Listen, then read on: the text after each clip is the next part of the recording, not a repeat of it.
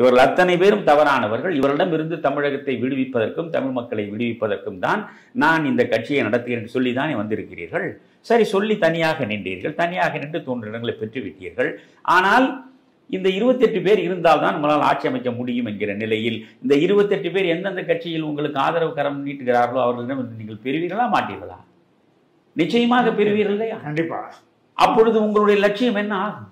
உங்களுடைய கொள்கை என்ன ஆகும்? உங்களுடைய புனிதத்தன்மை என்ன ஆகும்? யோசிக்க வேண்டாமா? ஆக உங்களால் தனிப்பட்ட முறையில் ஆட்சியை நிச்சயமாக அமைக்க முடியாது என்பது தெளிவான ஒன்று. சீமானை பொறுத்தவரையிலும் எந்த நிலையிலும் ஆட்சி அமைக்க முடியாது என்றெல்லாம் பேச வேண்டியதில்லை. ஒரு உறுப்பினர் சட்டமன்றத்திற்கு செல்வாரா என்பதே சந்தேகத்திற்குரியது. நீங்கள் பழைய 8 விழுக்காடு வாக்குகளையே அவர்கள் உறுதிப்படுத்திக் கொள்வார்களா என்பது ஐயத்திற்குரியது. புரிகிறதா? 8 விழுக்காடு வாக்குகளை அவர் உறுதிப்படுத்திக் கொண்டாலே அது ஒரு சாதனை தான்.